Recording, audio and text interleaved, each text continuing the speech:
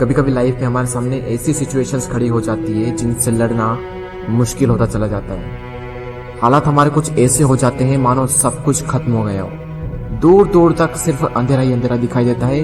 कुछ समझ नहीं आता कि ऐसी सिचुएशंस में करें तो करें क्या, और कई बार तो ऐसी सिचुएशंस में क्विट करने का मन करता है। हालात चाहे तुम्हारे कैसे भी क्यों ना हो, एक बात तो तय है कि ये वक्त अभी गुजर जाएगा, चाहे अच्छा वक्त हो या फिर बुरा वक्त गुजर जाएगा।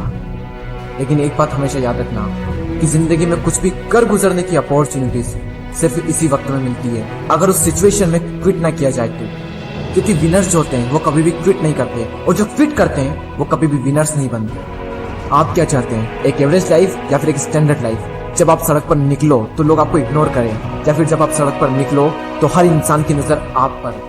क्या चाहते हैं आप? लोग आपसे ये कहें कि इंसान कुछ नहीं कर सकता, या फिर ये कहें कि ये बंदा कुछ ना कुछ करके दिखाएगा, ये बंदा कुछ चेंजेस लाके दिखाएगा। लेकिन कैसे करेगा?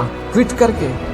मर जाना, लेकिन क्विट मत करना। चाहे परिस्थिति कितनी भी विपरीत क्यों ना हो, कभी भी क्विट मत करना। आपका समय आज बुरा है, कल और बुरा होगा, लेकिन परसों आपकी जीत होगी। लेकिन सिर्फ शर्त इतनी सी है कि आप उस सिचुएशन में टिके रहो और क्विट ना करो।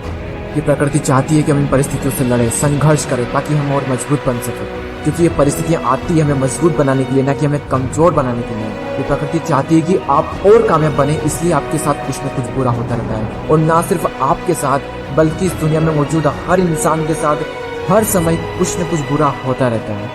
ये प्रकृति का नियम है, हम इसमें कुछ नहीं कर सकते। हमारा क्या कर्तव्य है? हमें सिर्फ इतना सा करना है कि टिके रहना है, चाहे परिस्थिति कैसी भी हो। मैं आपको एक छोटी सी कहानी बताता हूँ। एक बार एक बायोलॉजी के टीचर अपने स्टूडेंट्स को एक तितली के बारे में बता रहे थे, और उन्हें वे ये प्रैक्टिकली दिखा रहे थे कि खोल में से तितली कैसे निकलती है। और वो टीचर ये कहकर चले गए कि कोई भी स्टूडेंट्स उस तितली की मदद नहीं करेगा। वहां पर जितने भी स्टूडेंट थे वो ध्यान से उस खोल में से तितली को निकलते हुए देख रहे थे। तभी एक स्टूडेंट को उस पर दया आ गई और उसने उस तितली की मदद की उस खोल से बाहर निकलने में, और सफलतापूर्वक वो तितली उससे बाहर निकल गई। और उस स्टूडेंट की वजह से उस तितली को कोई संघर्ष नहीं करना पड़ा, कोई ज्यादा मेहनत नहीं करनी पड़ी उस खोल से बाहर निकलने में। लेकिन वो तितली थोड़ी ही देर में मर गई। जब टीचर वापस लौटे तो उन्हें पूरी घटना मालूम हुई। तब उन्होंने अपने स्टूडेंट को बताया कि वो तितली जब संघर्ष करती है तो उससे उसके पंखों को मजबूती मिलती है। यही प्रकृति का नियम है। उस तितली की मदद करके उस स्टूडेंट ने उस तितली को संघर्ष करने का मौका नहीं दिया, और यही परिणाम हुआ कि वो तितली मर गई।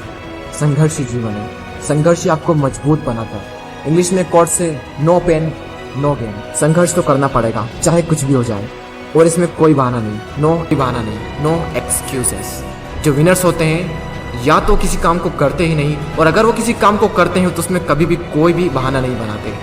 और जो लूजर्स होते हैं वो किसी भी काम को करेंगे तो हर किसी में बहाना बना देंगे। अगर वो चाहें तो बहाना बनाने पर पूरी एक बुक लिख सकते हैं। मेरी तो किस्मत ही खराब है, मेरे साथ ही ऐसा क्यों होता है, मेरी एज बहुत कम है, मेरी हाइट बहुत कम है, मैं काला हूँ, मैं सुंदर नहीं हूँ, लोग मुझे पसंद नहीं करते, मैं ज़्यादा पढ़ा लिखा नहीं हूँ, मेरे पास टाइम नहीं है, मेरी आवाज़ अच्छी नहीं है, मेरे पास ये नहीं है, मेरे पास वो नहीं है, काश ऐसा होता, काश वैसा होता। देखो जो जैसा है वो वैसा है। ना तो आज तक कुछ बदला है और ना ही कभी कुछ बदलने वाला है, तब तक जब तक कि आप अपने आप को नहीं बदल लेते।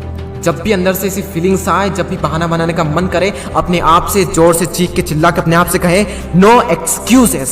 कोई बहाना नहीं। जहां पर भी आप काम करते हैं, जहां पर भी आप पढ़ाई करते हैं, जो भी आपका वर्क प्लेस है, वहां पर कागज पर लिखकर चिपका दें नो एक्सक्यूजेस, कोई बहाना नहीं। मैंने भी अपने वर्क प्लेस पर ये लिख रखा है नो एक्सक्यूजेस, और आज से आप भी कसम खा लें कि कभी भी जिंदगी में बहाना नहीं बनाएंगे।